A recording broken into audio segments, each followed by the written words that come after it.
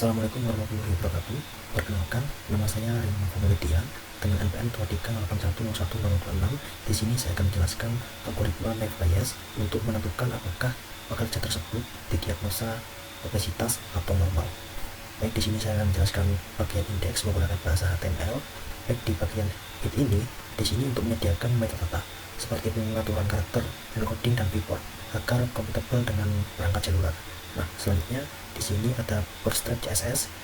Ini untuk desain antarmuka. Selanjutnya di parse ini untuk pemrosesan file CSV. Lalu ada file CSS eksternal di sini untuk kustomisasi tambahan.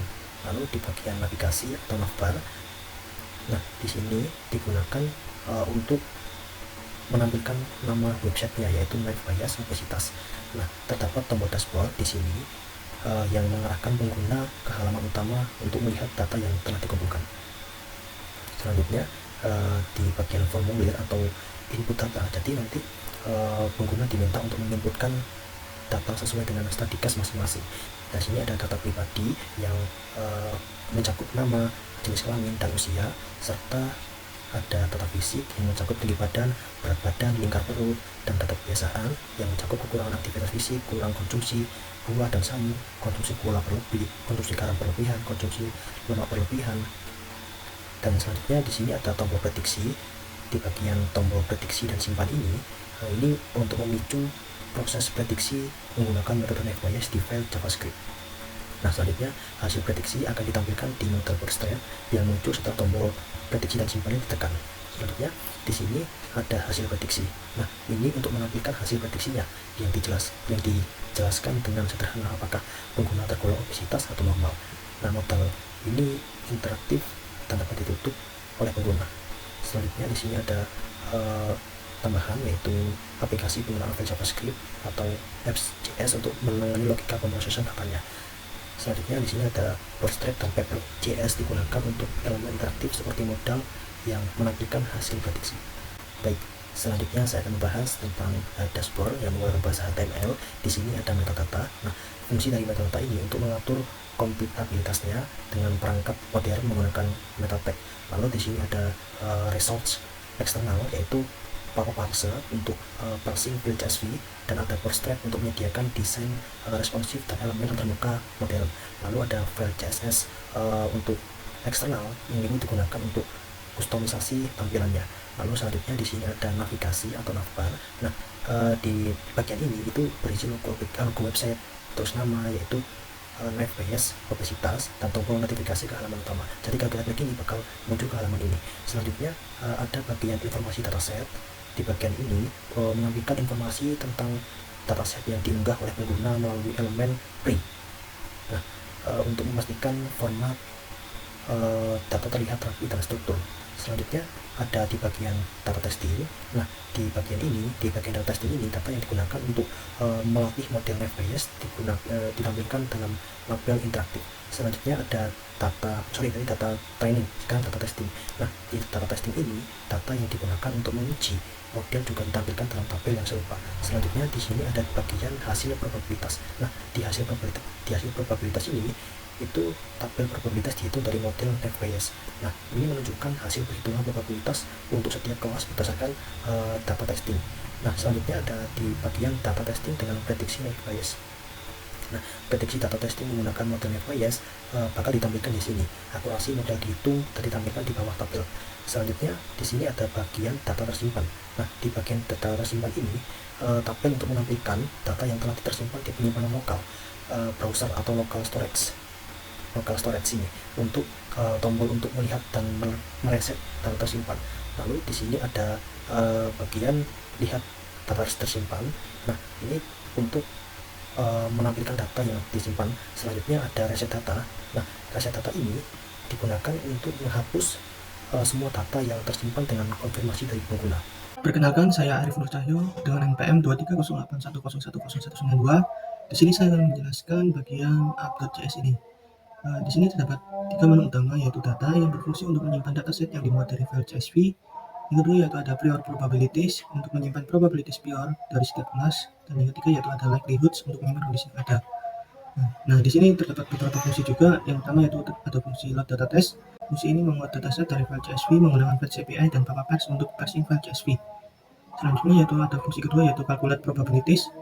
Fungsi ini menghitung probabilitas pure dan likelihood dari dataset yang dimuat. Yang ketiga yaitu ada fungsi Predict and Save. Fungsi ini merupakan fungsi utama untuk melakukan prediksi berdasarkan input pengguna. Di sini terdapat beberapa input yaitu nama, jenis kelamin, usia, dan lain-lain. Fungsi selanjutnya yaitu fungsi Validate Form. Fungsi ini berfungsi untuk memeriksa apakah inputan pengguna sudah terinput semuanya. Jika terdapat inputan yang kosong, maka akan return false. Dan jika inputan telah memenuhi semuanya, maka akan return true.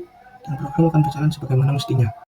Baik, di sini saya akan menjelaskan di mana file script.js ini disambungkan ke indeks dashboard.html.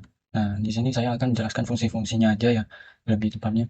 Baik, yang pertama ada fungsi load data, yang dimana load data ini memuat data-data dari file CSV dengan jalur load.js dataset.csv menggunakan fetch. Kemudian menggunakan library papa parser untuk membaca dan memparsing file CSV menjadi array objek JavaScript. Kemudian menyaring data kosong dari kosong dan memanggil fungsi display data untuk menampilkan data. Kemudian ada di sini ada fungsi display data yang dimana di sini ada membagi data menjadi data training dan data testing. Kemudian memanggil fungsi-fungsi yang mendapatkan informasi data, mengisi tabel data training dan data testing serta menghitung probabilitas untuk noise bias.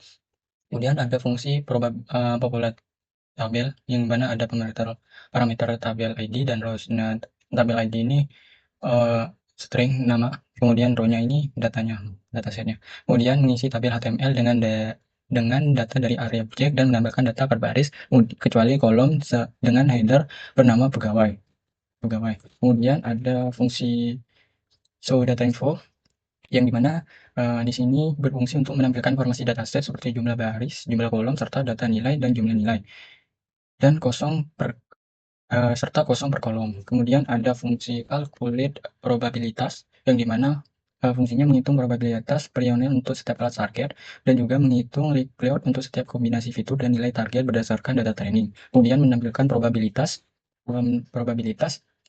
menggunakan display probabilities, fungsi probabilities. Kemudian ada fungsi display probabilities dengan parameter likelihood, filter, class, dan pure.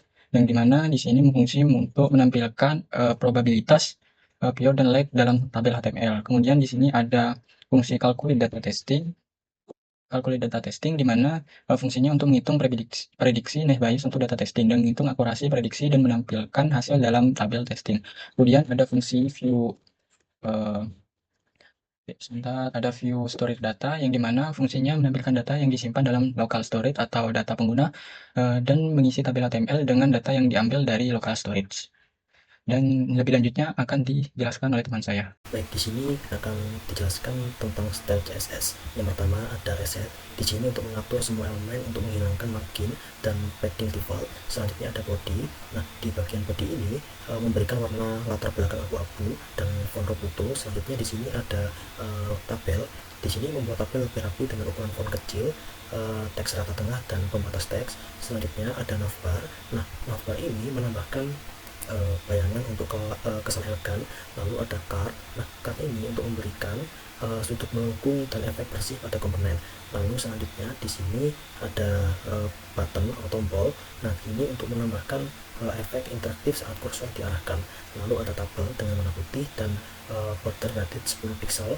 Lalu di sini ada akurasi. Di sini digunakan menggunakan warna hijau untuk menarik perhatian pada informasi penting.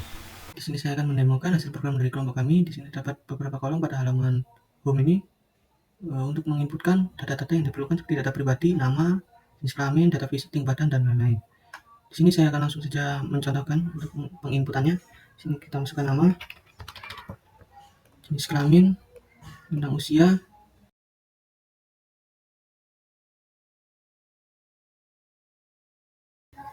nah akan muncul pop-up dari hasil prediksi naive bias adalah normal untuk inputan ini. Untuk meresetnya kita bisa refresh saja. Kita masukkan nama lain.